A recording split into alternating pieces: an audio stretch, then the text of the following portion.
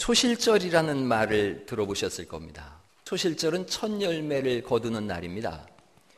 그래서 한 밭을 지정해서 그 밭에 있는 첫 열매를 거둬서 그 예루살렘 성전에 들어가서 제사장한테 주면 제사장이 그 첫 열매를 가지고서 흔듭니다. 이렇게 흔드는 걸 요제라 그럽니다. 흔들어서 드린다. 요람할 때 그 요자가 흔들 요자예요.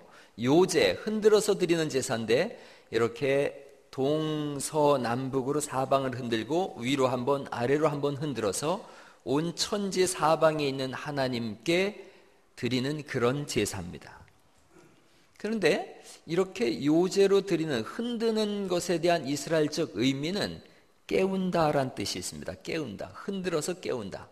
잠잘 때 이렇게 흔들어서 깨우는 것과 똑같습니다. 요제, 흔들어서 깨우는 겁니다.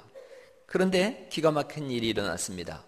이 사람들은 그 유월절 행사를 지내고 무교절을 지낸 그 다음 날, 그날이 이제 주일인데 오늘날로 말하면 주일입니다. 안식일 다음 날 주일로 이 사람들이 뭘 지키느냐 하면 초실절을 지냅니다. 초실절. 초실절은 첫 열매를 드리는 거예요. 첫 열매를 드리는 것은 보리가 먼저 나와요? 밀이 먼저 나와요? 보리가 먼저 나와요? 밀이 먼저 나와요? 보리, 손 들어보세요. 보리. 밀. 참말로. 이거 장로님이 손을 들었으니 이거 밀 손을 이거 들어줄 수도 없고 이거 참 힘든데. 농사를 안 지셔보셨구만요. 보리가 먼저 나옵니다. 그래서 보리를 먼저 하나님 앞에 드린다 그래서 맥추절이 되는 거죠. 초실절의 다른 말은 맥추절이에요. 그렇게 맥추절날 초실절 첫 열매로 이렇게 요제로 흔들어 드리는 그날, 흔들어서 깨운다라는 제사를 드리는 그날 새벽에 예수님이 부활하신 줄 믿으시기 바랍니다. 흔들어서 깨워지는 그 시간에 예수님께서 흔들어 깨어나시듯이 부활하신 거예요. 부활이라고 하는 의미는 죽었다가 살아났다 그런 의미가 아니에요. 영원히 죽지 않는 자리로 나아간다는 것이 부활인 줄 믿으시기 바랍니다. 부활은 다시는 죽지 않는 거예요. 죽었다가 살아나면 또 죽게 되는 사람들이 있지요. 대표적으로 누가 있냐면 나사로가 있지 않습니까? 나사로는 죽었다가 살아났지만 다시 죽었어요. 그래서 나사로는 죽었다 살았다 이렇게 얘기를 하지 부활이라고 말하지 않습니다. 야이로의 딸이 있습니다. 야이로의 12살 된 딸도 죽었다가 살아났어요. 그러나 부활이라고 얘기하지 않습니다. 여러분, 과부의 아들이 있었습니다. 죽었다가 살아났어요. 청년아 일어나라 그래서 살아났지만 부활이라고 하지 않습니다. 부활은 죽음을 완전히 극복한 것인 줄 오늘 아시기를 간절히 바랍니다. 그 부활을 완전히 극복한 첫 열매가 첫 부활자가 예수님이라고 성경이 말씀하세요. 고린도전서 15장 20절 말씀입니다. 20절 말씀 다시 읽어보시죠. 고린도전서 15장 20절 말씀 읽겠습니다. 시작. 그러나 이제 그리스도께서 죽은 자 가운데서 다시 살아나사 잠자는 자들의 첫 열매가 되셨도다. 아멘. 처음으로 부활하신 분이라는 거죠. 그러면 이스라엘 사람들에게 있어서 처음으로 그렇게 첫 열매를 드리면 그 다음 날부터 49일 동안을 이제 보리를 수확하게 되는 계절이 되어집니다. 그래서 그 49일을 77은 49라 그래서 뭐라고 이름 불러요? 49제? 49제 아니에요. 77절이라고 하는 거죠. 77절. 77절. 그리고 77절 끝난 그 다음 날이 50일째가 된다 그래서 뭐라 그래요?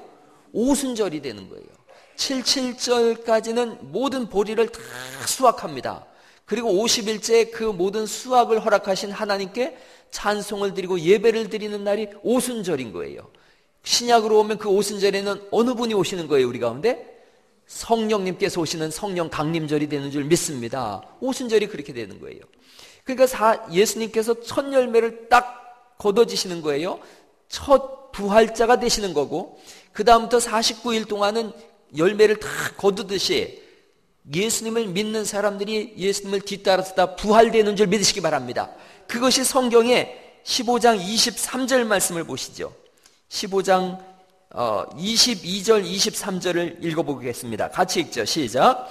아담 안에서 모든 사람이 죽은 것 같이 그리스도 안에서 모든 사람이 삶을 얻으리라. 그러나 각각 자기 차례대로 되리니 먼저는 첫 열매인 그리스도요, 다음에는 그가 강림하실 때에 그리스도에게 속한 자요. 세 번 24절 시작.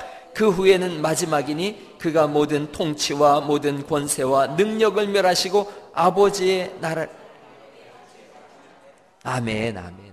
순서가 있는데 첫 열매가 누구예요? 예수님이에요. 그 뒤를 따라서 수많은 사람들이 부활되는 줄 믿으시기 바랍니다. 그래서 초실절은 본래는 유월절 끝나고 무기절 지나고 그리고 안식일 지난 다음 날이 초실절인데, 그 초실절에 보리를 드린다 그래서 뭐라고 또 이름 붙였어요? 보리 맥자를 써서 맥추절. 그 맥추절이 오늘날 와서는 예수님 부활하신 뭐가 되는 거예요? 잘 모르는 것 같은데 다시 시작하죠. 요제란 뭐냐 하면 처음부터 다시 합니다. 그럼 잘 이제 생각해 보세요. 초실절은 첫 열매를 드린다 그러는 거예요. 근데 그 초실절 때 뭘 드려요? 보리를 드린다 그래서 뭐라고 해요? 맥추절. 집에 가서 애들 혼내키지 마세요. 야, 나를 보니까 너 공부 못한 거 다 유전이다 이렇게 생각하세요. 맥추절이라 그러는 거고요. 그날 예수님이 부활하셔서 뭐가 되는 거라고요? 부활절이 된 줄 믿으시기를 간절히 바랍니다. 그래요. 그러면 이게 사실이냐 이거예요. 이게 사실인가? 이 성경의 말씀이 사실인가?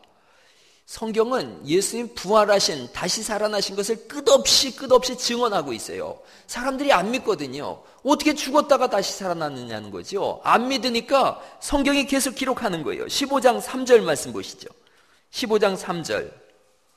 이제 성경은 끝없이 증언하는데 15장 3절 말씀 같이 읽어보겠습니다. 시작. 그리스도께서 우리 죄를 위하여 죽으시고 장사 지낸 바 되셨다가, 그 다음 같이 읽어봐요. 시작. 성경대로 사흘 만에 다시 살아나사 그 살아나신 것을 보이시기 시작하는데, 게바는 베드로인데 5절 말씀 읽어보죠. 시작. 게바에게 보이시고 후에 12 제자에게와 6절 시작. 그 후에 500여 형제에게 일시에 보이셨나니 그 중에 지금까지 대다수는 살아있고 어떤 사람은 잠들었으며. 여러분, 이 고린도전서가 쓰여 있는 당시에 예수님 부활을 본 사람이 살아있다는 거예요? 안 살아있다는 거예요? 살아있다는 거예요. 예수님 부활한 것을 본 사람들이 이렇게 많지 않느냐는 거죠. 그래서 이걸 쓰면서 증인들이 이렇게 많지 않느냐. 7절 말씀 또 읽어보죠. 7절 시작. 그 후에 야고보에게 보이셨으며 그 후에 모든 사도에게와. 야고보에게는 왜 보이셨냐면 이 야고보는 예수님의 동생인 야고보인 거예요. 예수님의 육신의 동생인 야고보인데 이 사람은 예수님을 안 믿었어요. 같이 형제로 자랐는데 어느 날 내가 메시아다, 내가 하나님의 아들이다 그러니까 못 믿겠는 거예요. 그런데 죽은 걸 확인했는데 다시 살아난 걸 보자 야고보가 믿었어요. 그리고 야고보 서신을 쓴 줄 믿습니다. 그렇게 증인들이 있다는 거예요. 8절 말씀을 또 읽어보시죠. 8절 시작. 맨 나중에 만삭되지 못하여 난 자 같은 내게도 보이셨느니라. 여기서 내게는 또 보이셨다는 내게는 누구예요?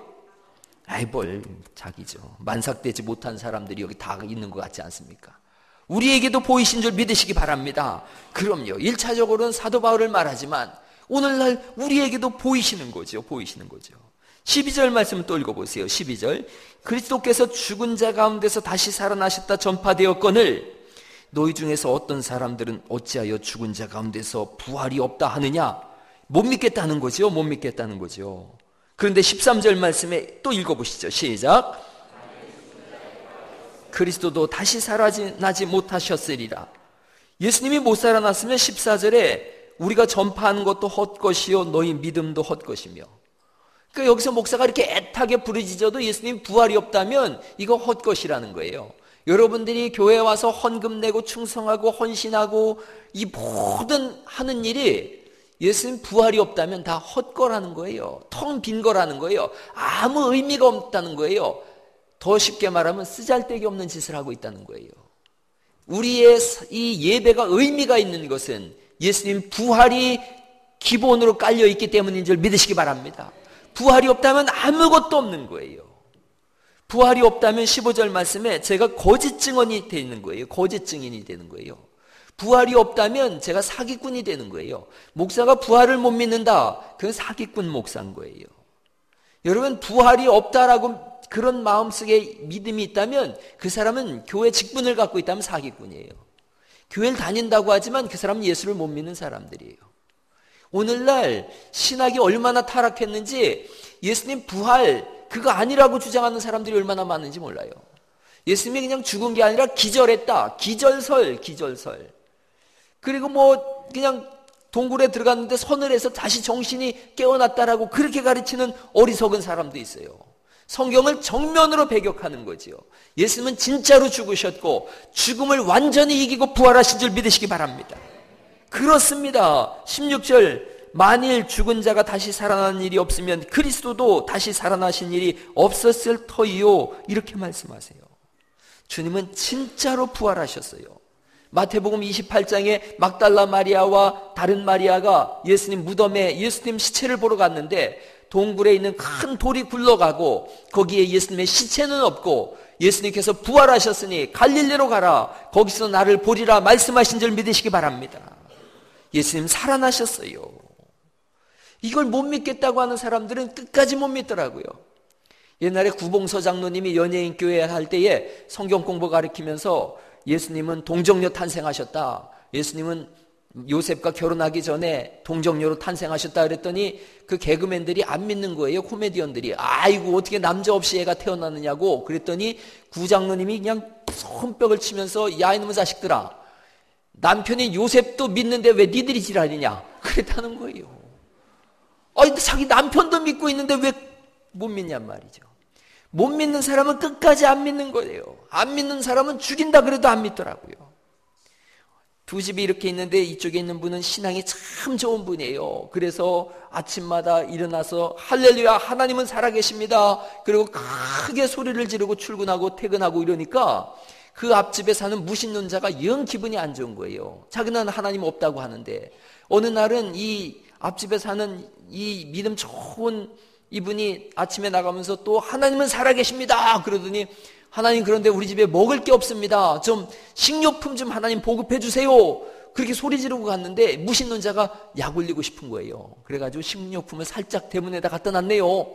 저녁에 퇴근하면서 보니까 식료품이 있으니까 이 여자분이 또 손을 들고 할렐루야 하나님은 살아계십니다 그랬더니 이 앞집에 있던 무신론자가 깔깔거리고 웃으면서 야 이 하나님 어디냐 그 내가 사다 놨다 그랬더니 이 여자가 팔짝팔짝 뛰면서 더 좋아하는 거예요. 하나님은 살아계십니다. 저 마귀에게 돈을 치르게 하시고 나에게 식료품을 갖다 주셨군요. 할렐루야 하나님은 살아계신 거예요. 믿는 사람은 어떻게든 믿는데 안 믿는 사람은 죽어도 안 믿으려고 하는 줄 아시기 바랍니다. 여러분 믿음을 가졌다는 것보다 더 귀한 선물이 없음을 오늘 아시기를 간절히 바랍니다. 하나님은 그리스도 예수님을 살려주셔서 우리로 하여금 영생이 있게 하고 우리도 부활의 세계로 들어가게 하시는 것을 믿으시길 간절히 바랍니다. 그러면 어떻게 하란 말이냐 하는 걸 또 봐야 돼요. 예수님 살아나셨다면 그럼 나는 어떻게 해야 될 것인가? 우리 인생은 어떻게 살아야 될 것인가? 한번 15장 20절 말씀을 보시죠. 15장 20절 말씀부터 22절까지 한번 저랑 교독하겠습니다. 제가 먼저 읽을게요. 그러나 이제 그리스도께서 죽은 자 가운데서 다시 살아나사 잠자는 자들의 첫 열매가 되셨도다.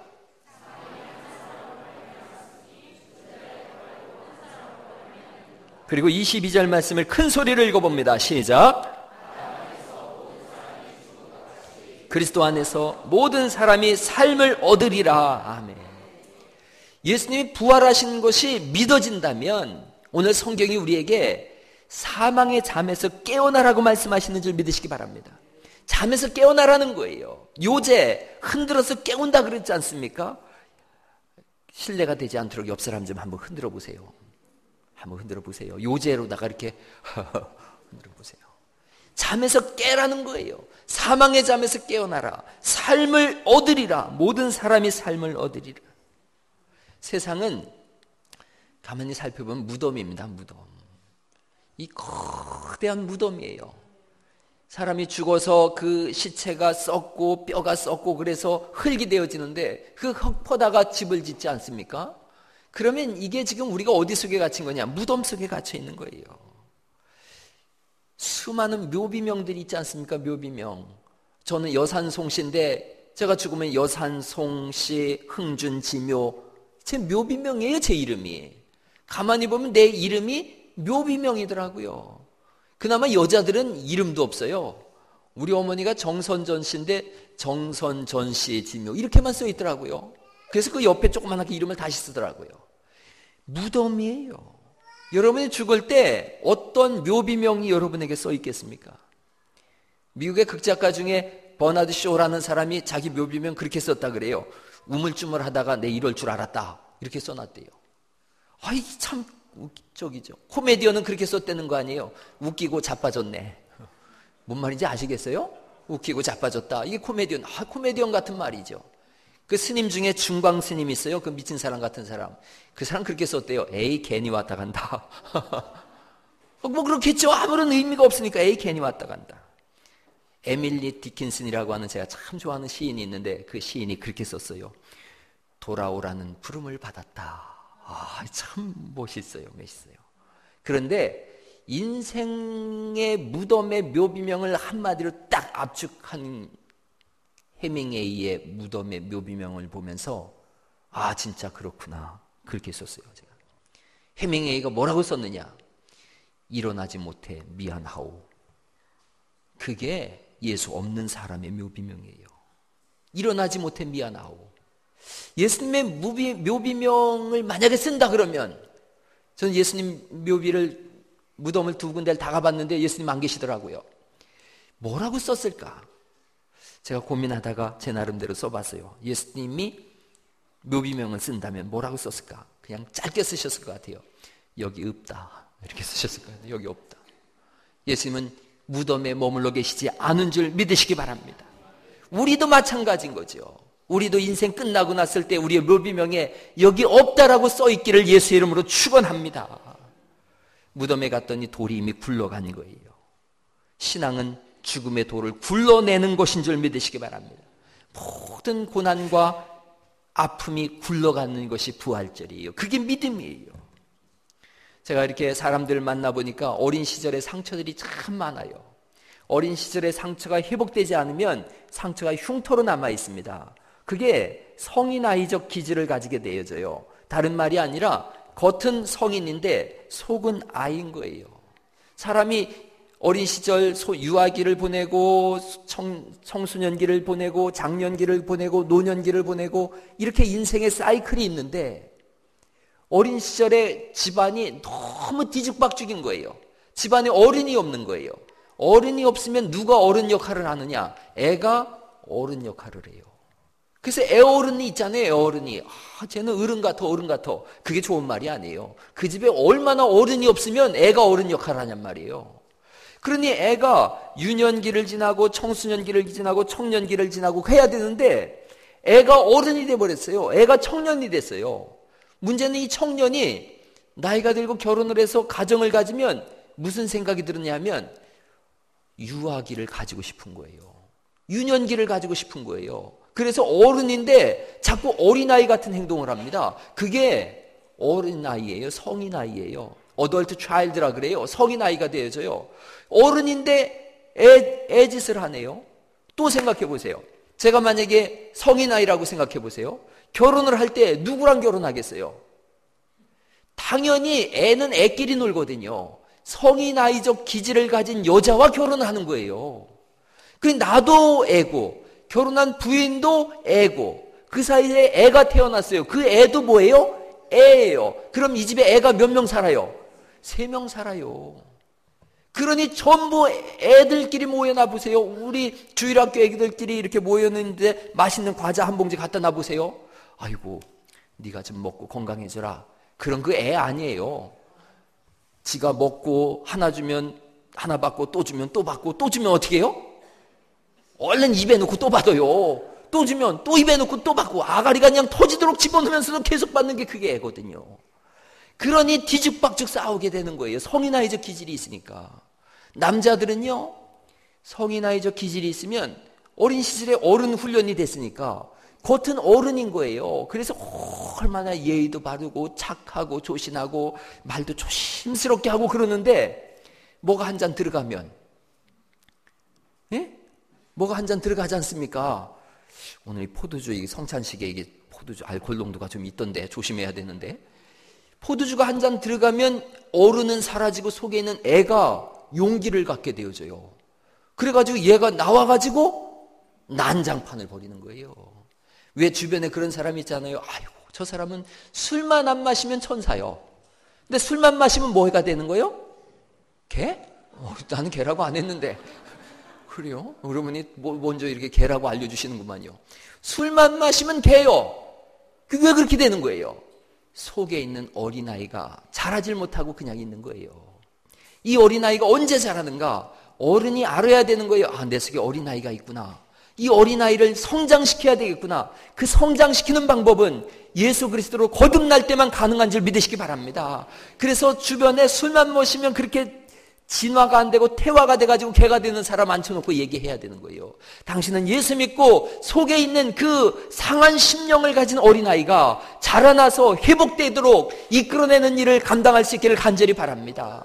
집안에 혹시라도 그런 상처가 있거나 자기가 술만 마시거나 자기가 어떤 스트레스를 받거나 어떤 디프레이션에 우울증에 빠지거나 그랬을 때 정신이 막 오락가락하고 분노가 치밀어 오르는 사람들이 있거들랑.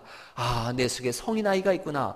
기도로 극복해 나가고 믿음의 주 안에서 다시 한번 생명의 삶으로 나아갈 수 있기를 간절히 바랍니다. 그게 우리 삶 속에 필요한 거예요. 예수님을 믿어요. 예수님의 부활을 믿었더니 내 속에서 살아나기 시작하더라는 거지요. 술 마시고 막 행패 부리는 분들을 앞으로 두려워하지 마시고 이분 속에 어린아이가 있구나, 어린아이가 있구나. 또 여러분 삶 속에 우울증이 있거나 그럴 때 엉뚱한 쪽으로 자꾸 자기의 생각이 정신이 팔려가려고 하면 내 속에 어린아이가 있구나. 그 어린아이에게 하나님의 말씀을 먹여서 장성한 분량으로 이끌어내도록 여러분 훈련할 수 있기를 간절히 축원합니다. 예수님 부활을 믿는다면 사망의 잠에서 나와야 되는 것이고 또 하나는요. 멈추지 말라는 거예요. 포기하지 말라는 거예요. 한번 말씀을 읽어보시죠. 15장 58절입니다. 15장 58절 말씀. 이게 전부 부활장이에요. 고린도전서 15장은 부활장인데 그 부활장의 결론을 어떻게 말씀하고 있느냐. 너희가 부활을 믿는다면 15장 58절 같이 읽겠습니다. 시작.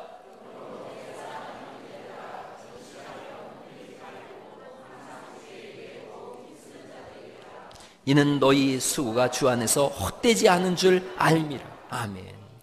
견실하며 흔들리지 말고 주의 일에 더욱 힘쓰는 자들이 되라는 거예요.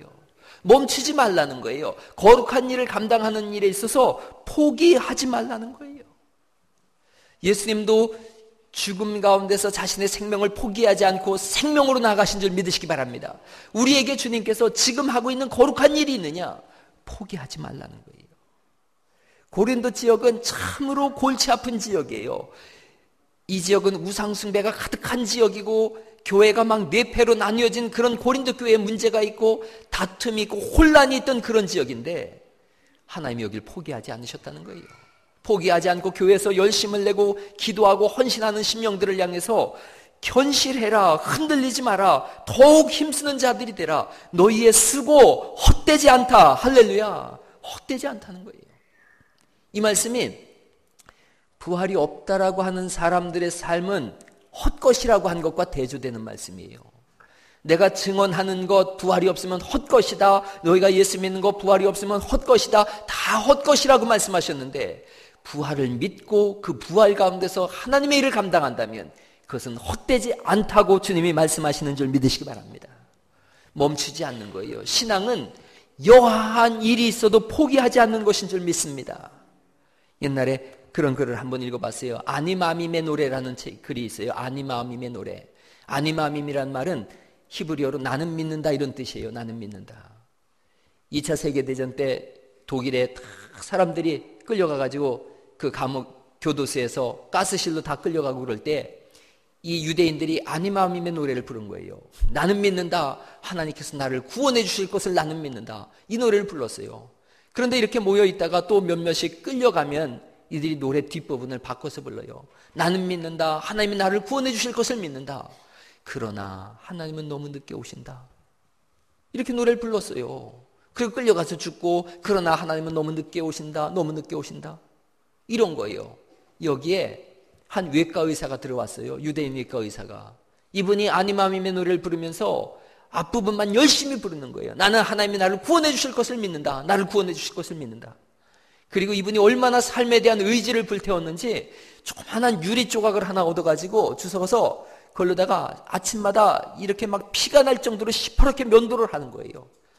다른 사람들은 추레하고 수염도 기르고 덥수룩하게 있는데 이 외과 의사만은 머리도 정돈을 하고 수염도 시퍼렇게 깎고 눈을 반짝반짝하게 하고 있으니까 이 독일 군인들이 가스실에 집어넣으려고 이렇게 데리러 왔다가 이 젊은이를 보면은 너무 생에 막 불타 있으니까 데려갈 생각을 안 하는 거예요. 그 옆에 추레하게 의욕을 다 잃은 너 나와 그래가지고 가스실로 보내고 그러는 거예요. 이 젊은이는 끝까지 생의 의지를 불태웠어요. 포기하지 않았어요. 그리고 전쟁이 끝났을 때 이 사람 살았을까요? 죽었을까요? 살아서 나왔어요. 살아나와서 이 사람이 어떻게 노래를 불렀느냐? 나는 믿는다. 하나님이 나를 구원해 주실 것을 믿는다. 그러나 사람들은 때때로 너무 서두른다. 그래서 포기한다는 거예요. 사람들은 하나님이 나를 구원해 주시는 그 때가 있는데 그 때를 기억하지 않고 기다리지 않고 포기하더라는 거예요. 이 사람은 끝까지 포기하지 않았어요. 이분이 빅터 프랭클이라고 하는 분이에요. 빅터 프랭클. 생을 위하여라는 그 좋은 글을 썼는데 그렇게 글을 썼어요. 고통 속에서 죽음을 택하는 것은 가장 쉽고 나태한 방법이다. 죽음 앞에서 살아보려는 부활의 의지, 이것이 새로운 창조다. 할렐루야. 살아보려고 해야 되는 거예요. 사는 쪽으로 나갈 수 있기를 간절히 축원합니다. 오늘 아침에 혹시라도 이 예배 끝나면 가서 자살해야 되겠다고 생각하는 사람이 있다면 그리스도 예수님의 십자가를 부여잡고 다시 사는 쪽으로 방향을 선회할 수 있기를 간절히 축원합니다. 사는 거예요. 하나님의 때를 기다리는 거예요. 서두르지 않고 끝까지 기다리는 은혜가 있기를 간절히 바랍니다. 혹시라도 또한 주의 일을 감당하고 있다가 너무 힘들고 지치거들랑 여러분 포기해야 되겠다 그렇게 하지 않길 바랍니다. 멈추지 마세요. 자녀를 포기하는 사람이 없지 않습니까? 하나님은 우리를 포기하지 않으시고 끝까지 이끄시니까 하나님의 일을 감당하다가 때로는 어려움이 오고 고통이 오더라도 포기하지 않고 그 일을 감당해 나갈 수 있기를 간절히 바랍니다. 독수리는 이렇게 높이 창공을 나른답니다. 높이 창공을 나르다가 좀 내려오면 까마귀가 와서 공격을 한대요. 이게 하룻강아지 범 무서운 줄 모른다고 까마귀 독수리 무서운 줄 모르고 자꾸 와서 이렇게 쪼고 공격을 한다는 거예요. 그러면 독수리가 이거 한번 날개짓 하면 이거 뭐 까마귀가 그냥 바로 끝나버리죠. 그런데 독수리는 까마귀를 날개짓으로 공격하지 않는다는 거예요. 왜냐하면 독수리한테 물어봤더니 그놈 시커먼 놈인데 그 묻으면 자기만 손해다 이거지요. 그 목잘 것도 없는 놈이 자꾸 덤벼봐야 그런다고. 독수리가 어떻게 하느냐? 자꾸 와서 까마귀가 공격하려면 올라가기 시작한대요. 그럼 까마귀도 지도 따라서 올라온대요. 올라가고 하는데 까마귀하고 독수리하고는 상대가 안 되지 않습니까? 독수리가 창문 높이 올라가면 까마귀는 제 힘에 지쳐가지고 헥헥거리다 그냥 가버리고 만대요. 신앙생활에 그런 경지가 있을 수 있길 간절히 바랍니다. 교회 일 하려고 그러면 까마귀 때가 올 때가 있어요. 교회 일 좀 열심히 하면 괜히 와가지고 찝쩍거리고 지 혼자 독파하냐 그러고 잘난 척한다 그러고 별소리가 다 있을 때에 그때 그 상대하지 마시고 더 높은 신앙의 경지로 올라가서 하나님과 마주하는 3층전까지 올라가는 바울의 고백처럼 그런 신앙의 경지가 있을 수 있기를 간절히 축원합니다. 신앙생활은 시험 들지 않고 날마다 창공을 차고 올라가는 독수리같이 올라가는 은혜가 있는 것인 줄 믿습니다. 주의 일 하다가 포기하지 마세요. 세상 일은 일하다가 모욕을 당하면은 그래도 포기하십니까? 모욕당했다고 직장일 포기하는 사람 본 적 없어요. 사직서 썼다가도 찢어버리고 자식 생각하고 그래서 다시 하는데 주의 일은 손을 들고 기도할 때는 주여 이 생명 주님께 드리리 막 다 주님께 생명까지 드린다 그랬다가 누가 와서 한 번만 콕 찌면은 에이 못해 먹겠나 이러고 간다면 그게 무슨 신앙이냔 말이지요. 세상 일 모욕당해도 감당하듯이 주의 일 시험이 오고 모욕을 당하고 어려운 일이 있을 때 더 잘 감당하는 은혜가 있기를 간절히 축원합니다. 멈추지 말아야 되는 거예요. 포기하지 말아야 되는 거예요. 그때 열매가 있어요. 부활절 새벽 아침이니까 자랑 좀 해볼게요. 제가 25살에 처음 교회 갔어요. 1년에 한 번씩 하는 자랑이에요. 25살에 처음 교회 가서요. 27살에 신학교 가고요. 글쎄 25살에 주기도문 제가 이었다니까요. 25살 주기도문이 오고 주일학교 교사하고 26살에 중고등부 청년부 교사하고 27살에 신학교 가서 전도사 되고 30살에 교회 개척하고 할렐루야. 그래서 지금 25년째 제가 신앙생활하고 있는데 생각해 보니까 월요일 날은 신학교 강의해야죠. 또 그 수요일 날은 이제 중보기도 시작하지요. 중보기도 공부가 시작됐습니다. 금요일 날은 제가 빌립보서 요즘 강의하고 있어요. 토요일 날은 성경 제자반 2시간 반을 하고 있어요. 그리고 청년 예배 끝나자마자 바로 내려가서 제자반 성경 공부하지요. 주일 날은 새벽 예배하고 이렇게 낮 예배하고 오후 예배하고 또 저녁에는 전도 나가고 장로님들하고 모임 갖고 또 리더 모임 갖고 이 5주를 꽉 채워놨어요. 그리고 이제 하반기부터는 화요일 날 성경대학을 또 열 거예요. 제가 늘 하는 말이 그거예요. 내가 달아질지언정 썩어지지 않겠다. 할렐루야. 그런 마음이 있어야 되는 거예요. 끊임없이 감당하세요. 어떤 청년이 저한테 와서 얘기했어요. 목사님, 제가 공부하던 거 멈췄었는데 다시 시작합니다. 제가 회계사 공부해서 교회의 유익을 도모하겠습니다. 목사님 하는 일에 큰 힘이 되겠습니다. 그리고 다른 데서 아무리 좋은 데서 오라 그래도 갈릴리 교회를 떠나지 않고 이 갈릴리 교회를 위해서 뭔가 큰 일을 잘 감당해 나가겠습니다. 할렐루야. 이런 얘기를 할 때마다 막 가슴이 막 벌렁벌렁 하는 거예요. 벌렁벌렁 하는 거예요. 그제 새벽에 우리 청년들이 막 13명이 나와가지고 특송을 하고 할렐루야. 오늘 새벽에 막 찬양대가 쫙 나와가지고 특송을 하고 함께 꿈꾸며 나아갈 수 있기를 간절히 바랍니다. 지루한 삶을 거부하세요. 지루한 삶을 거부하세요. 예배 때 이렇게 막 눈이 반들반들 떠질 수 있기를 간절히 바랍니다. 예배 때 졸고 꾸벅꾸벅 하는 사람은 거의 인생 막바지에 와 있는 사람이에요. 모세 설교하면 그거 다 아는 건데 뭘 또 설교하냐. 좀 지나면 홍해바다 가를 거요. 그거 좀 지나면 이집트 근데 다 빠져 죽을 거요. 졸다가 눈 떠가지고 야 아직 홍해 안 갈랐냐? 이게 뭐냔 말이죠. 여러분 모세가 되고 여호수아가 되고 다윗이 될 수 있기를 간절히 바랍니다. 지팡이도 들고 검도 들고 돌멩이도 들고 그러는 거예요. 열정이 있어야 되지 않겠어요? 열정이 막 뜨거운 열정이. 어떤 교회가 신방 가는데 장로님하고 이렇게 가는데 그 장로님은 얼마나 열정 있는 분인지요. 전도 가다가 하도 더우니까 목사님이 아이스크림 사드렸대요. 그리고 깜빡 실수한 거예요. 장로님 기도하시죠. 이게 실수였어요. 장로님이 그냥 창세기부터 얼마나 열정적으로 기도를 하시는지 요한계시록까지 기도가 가는 거예요. 아이스크림이 다 녹았지요. 옆에 있던 젊은 집사님이 아이스크림이 다 녹으니까 한숨만 푹푹 쉬는데 장로님이 기도 끝나고서 아니 아이스크림 다 어디 갔어요? 그랬더니 홍해바다 건너다 다 녹아버렸어요. 그랬다는 거예요. 그런 좀 열정이 있어야 되지 않겠어요? 놓았던 책도 다시 드시고요. 멈췄던 꿈도 다시 꾸실 수 있길 간절히 바랍니다. 하루에 한 글자씩 한자도 좀 외우시고요. 우리게 영어 잘하는 사람 넘쳐나니까 영어 가지고 이렇게 승부 보려고 하지 마시고 저 아프리카 우간다 말이라도 좀 배우시고 몽골어도 좀 배우시고 이래가지고 하나씩 좀 알려주세요. 저기 고창에 가면 91세 된 김기순 할머니가 있어요. 김기순 할머니 고창 우리 장로님 혹시 아세요? 김기순 할머니? 아이고 같은 동네인데 그 고창 쬐끄만한데 그걸 모르셨구만요. 그 할머니가 텔레비전에 나왔어요. 세상에 이런 일이 나왔어요. 91세 된 할머니인데 초등학교를 나왔는데요. 160개국 나라의 나라 이름과 수도 이름을 정확하게 다 아세요. 그리고 세계 지도를 딱 펴놨어요. 아무것도 안 써있는 세계 지도를 펴놓고서 할머니 한번 알아맞혀 보세요. 그랬더니 여기는 아프리카, 여기는 우간다, 여기는 몽고 딱딱 짚어가면서 그 나라 이름과 그 수도 이름을 정확하게 짚어가면서 맞추고서 그 다음에 그 나라는 뭐가 유명하고 그 나라는 뭐가 좋고 이걸 다 얘기하는 거예요. 그래서 국사를 좋아하는 아이들 모임 동아리 애들이 와서 시험을 봤는데 그 91세 된 할머니를 못 이기더라고요. 시험 문제를 5문제를 냈는데 나는 한 문제밖에 못 맞췄어요. 저도 국사 좀 하는 사람인데 한 문제밖에 못 맞추는데 그 어려운 걸 할머니가 다 알아맞추는 거예요. 책을 쌓아놓고서 다 외워요.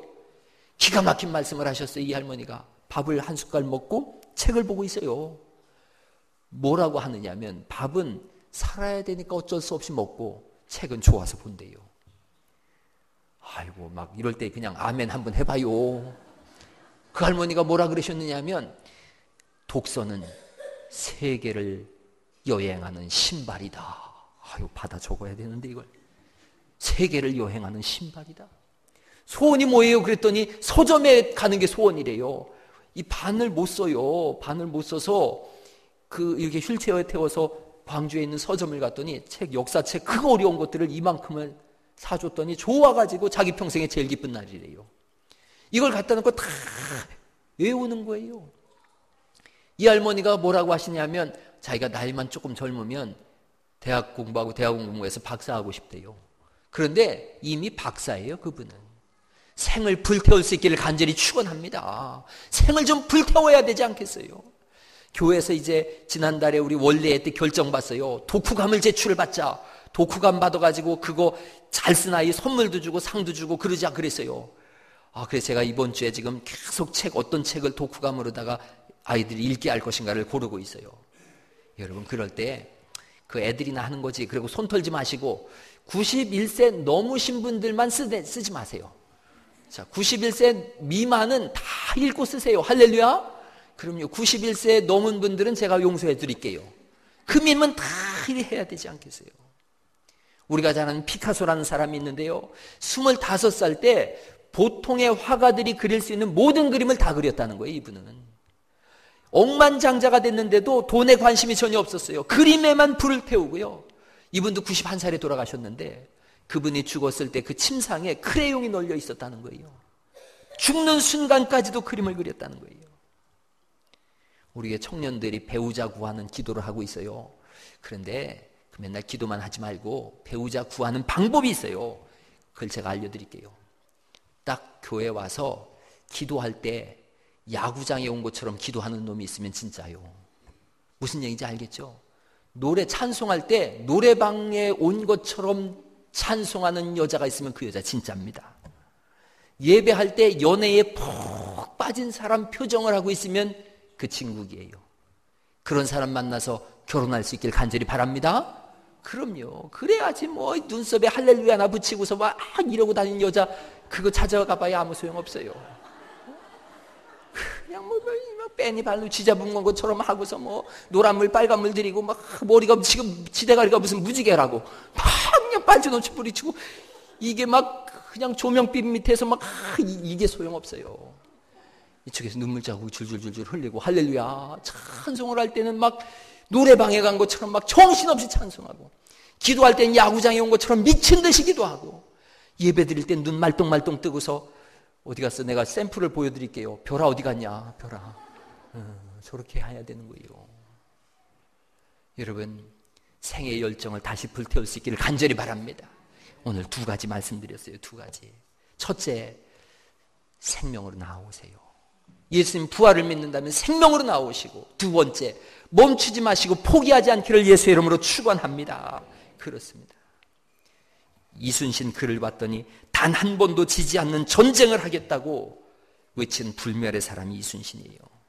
그 사람처럼 단 한 번도 내가 시험 들지 않고 묵묵히 주를 위해서 불멸의 싸움, 영적인 싸움을 감당하리라 하는 그런 고백과 그런 결단이 있기를 예수의 이름으로 축원합니다.